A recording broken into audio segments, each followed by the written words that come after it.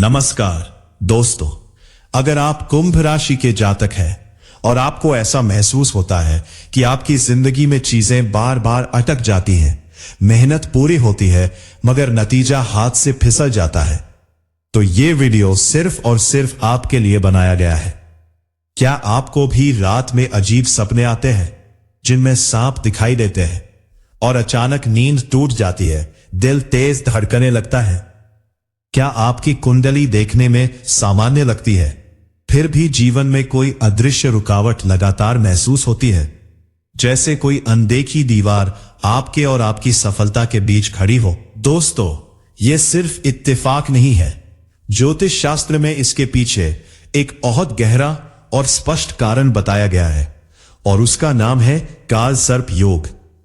आज के इस वीडियो में हम पूरी गहराई से समझेंगे कि काल सर्प योग असल में होता क्या है, यह कुंडली में कैसे बनता है और खास तौर पर कुंभ राशि के जातकों पर इसका असर इतना गहरा क्यों माना जाता है। इसके साथ ही मैं आपको बताऊंगा वो 7 संकेत जो बहुत कम लोग बताते हैं, जिनसे आप खुद अंदाजा लगा सकते हैं कि कहीं आपकी कुंडली में भी ये योग तो नहीं बैठा। और सबसे जरूरी बात, मैं आपको एक ऐसे खास दिन के बारे में बताऊंगा जो 23 साल बाद दोबारा आ रहा है और जिसे काल सर्प दोष से मुक्ति पाने के लिए बेहद शुभ माना जा रहा है। तो इस वीडियो को अंत तक जरूर देखिएगा, क्योंकि 7वां और आखिरी संकेत सबसे ज्यादा नजरअंदाज किया जाने वाला संकेत है और शायद वही आपकी असली परेशानी की जड़ हो। दोस्तों, इससे पहले कि हम आगे बढ़े, एक बात दिल से कहना चाहता हूं। हर कुंडली अलग होती है और काल सर्प योग के कुल 12 अलग अलग प्रकार माने गए हैं। हर प्रकार का असर, हर प्रकार की तीव्रता अलग होती है।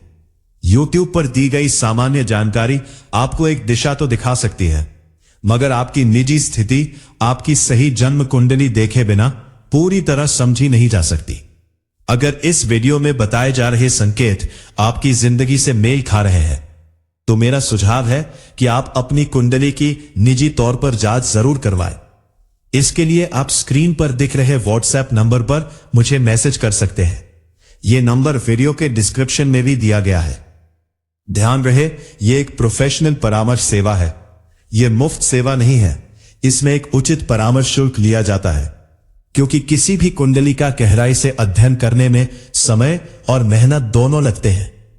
शुल्क और पूरी प्रक्रिया की जानकारी आपको व्हाट्सएप पर मैसेज करने के बाद बताई जाएगी। मेरा अनुरोध है कि सिर्फ वही लोग संपर्क करें जो वाकई अपनी कुंडली को लेकर गंभीर हैं और सही मार्गदर्शन चाहते हैं। अब बात करते हैं मूल विषय की। काल सर्प योग है क्या?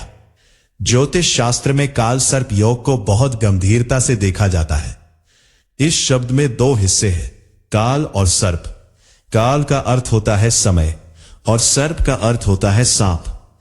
जब किसी व्यक्ति की जन्म कुंडली में राहु और केतु के बीच बाकी सभी 7 ग्रह आ जाते हैं, तो इस स्थिति को काल सर्प योग कहा जाता है।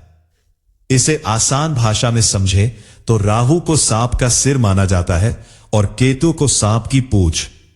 जब सूर्य, चंद्रमा, मंगल, बुध, गुरु, शुक्र और शनि, ये 7 ग्रह राहु और केतु के बीच घिर जाते हैं, तो जैसे कोई सांप अपने शिकार को अपनी कुंडली में जकड़ लेता है, ठीक वैसे ही ये ग्रह स्थिति व्यक्ति के जीवन को जकड़ लेती है। राहु की देवता काल यानी समय को माना जाता है और केतु की देवता सर्प को माना जाता है। यही वजह है कि ये योग कुंडली में बहुत लंबे समय तक अपना असर बनाए रखता है। ये कोई छोटी अवधि का प्रभाव नहीं होता, बल्कि ये व्यक्ति के जीवन के बड़े हिस्से को प्रभावित कर सकता है। आमतौर पर यह देखा गया है कि अगर किसी की कुंडली में राहु पहले भाव में स्थित हो, तो केतु 7वें भाव में आ जाता है और बाकी सभी ग्रह इन दोनों छाया ग्रहों के बीच फंसे रहते हैं। यह स्थिति जितनी सटीक होती है, इसका प्रभाव उतना ही गहरा माना जाता है। कुछ कुंडलियों में यह योग पूर्ण रूप से बनता है, यानी सारे ग्रह पूरी तरह राहु और केतु के बीच होते हैं, और कुछ कुंडलियों में यह आंशिक रूप से बनता है, यानी 1 या 2 ग्रह इस दायरे से थोड़ा बाहर होते हैं। पूर्ण काल सर्प योग का असर स्वाभाविक रूप से ज्यादा गहरा माना जाता है, जबकि आंशिक योग का प्रभाव थोड़ा हल्का रहता है। अब सवाल यह उठता है कि कुंभ राशि के जातकों के लिए यह योग खास तौर पर क्यों महत्वपूर्ण माना जाता है। कुंभ राशि का स्वामी ग्रह शनि है और ज्योतिष में यह बात बहुत प्रचलित है कि राहु का स्वभाव शनि से काफी मिलता जुलता है। राहु एक छाया ग्रह है, इसका कोई भौतिक अस्तित्व नहीं है, फिर भी यह शनि की तरह ही धीमा, गूढ़ और दीर्घकालिक असर डालने वाला ग्रह माना जाता है। जब राहु शनि जैसा फल देने लगता है तो कुंभ राशि के जातकों की कुंडली में इसका असर और भी गहरा हो जाता है।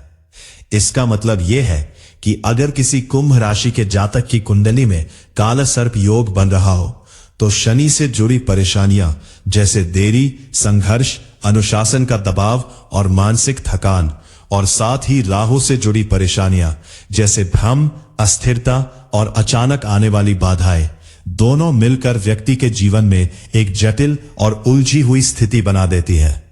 यही कारण है कि कुंभ राशि के जातकों में काला सर्प योग के लक्षण अक्सर बाकी राशियों की तुलना में थोड़े अलग और थोड़े ज्यादा गहरे नजर आते हैं। अब बात करते हैं उन 7 संकेतों की जिनसे आप खुद पहचान सकते हैं कि कहीं आपकी कुंडली में भी ये योग तो नहीं बना। पहला संकेत है मेहनत पूरी होने के बावजूद सफलता में बार बार देरी होना। ऐसे व्यक्ति अपने काम में कोई कमी नहीं छोड़ते, पूरी लगन से मेहनत करते हैं, फिर भी जब नतीजे की बारी आती है तो कोई ना कोई अड़चन आ जाती है, जैसे कोई अदृश्य ताकत उस मेहनत को थोड़ा और इंतजार करवा देती है। दूसरा संकेत है बार बार सपनों में सांप दिखना। यह संकेत ज्योतिष में सबसे प्रचलित माना जाता है। जिन लोगों की कुंडली में काला सर्प योग होता है उन्हें अक्सर सांप से जुड़े सपने आते हैं।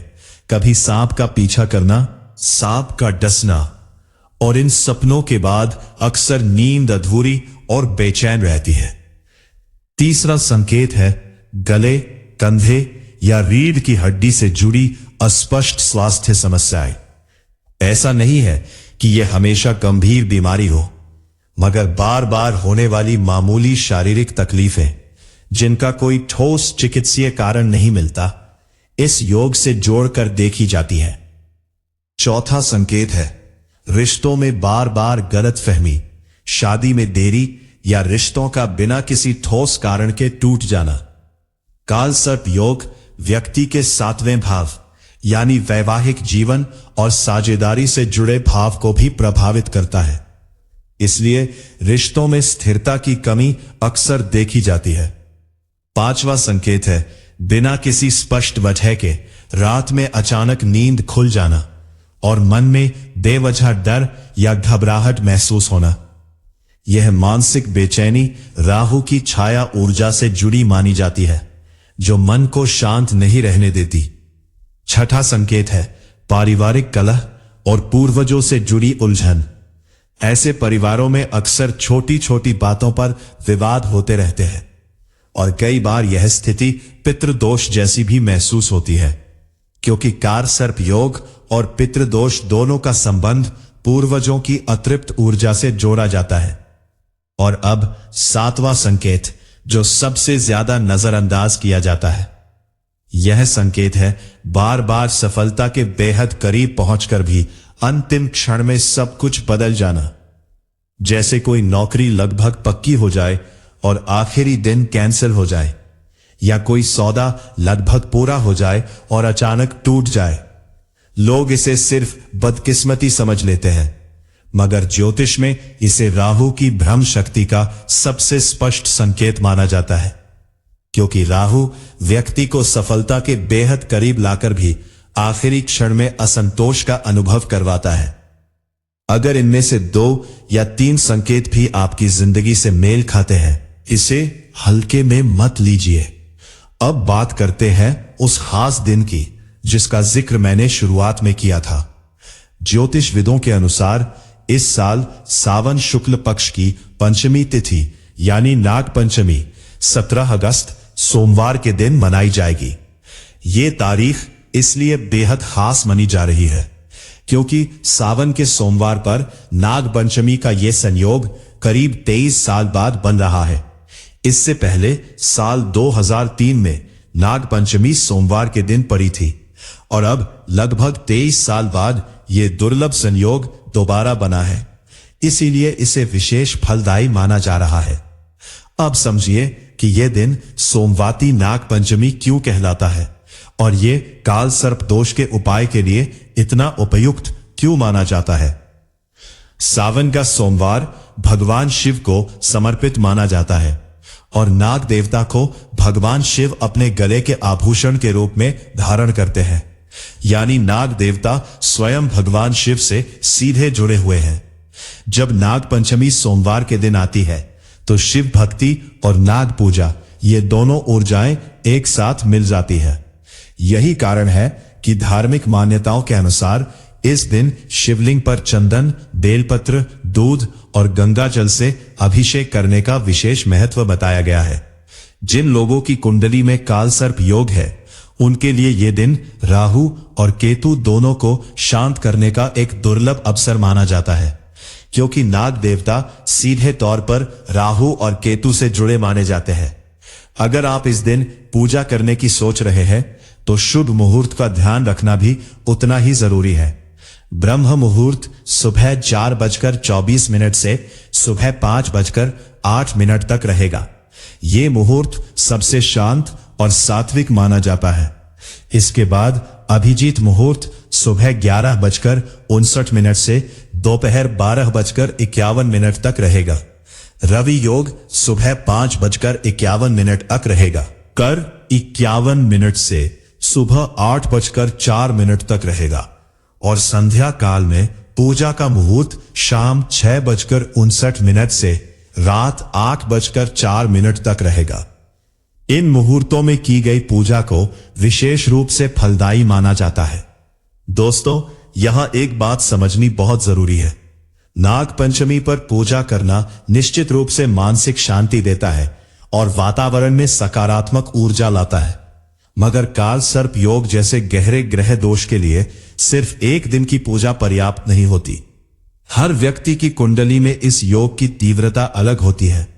किसी की कुंडली में यह योग आंशिक होता है तो किसी की कुंडली में यह पूर्ण रूप से बना होता है। इसीलिए यह जानना बेहद जरूरी है कि आपकी अपनी कुंडली में यह योग किस स्तर पर मौजूद है और आपके लिए कौन सी पूजा विधि, कौन सा मंत्र और कौन सा समय सबसे उपयुक्त रहेगा। अगर ऊपर बताए गए 7 संकेतों में से 2 या 3 संकेत भी आपकी जिंदगी से मेल खा रहे हैं तो कृपया इसे हल्के में मत लीजिए। इस वीडियो के खत्म होने से पहले मैं आपसे एक बार फिर आग्रह करना चाहता हूं।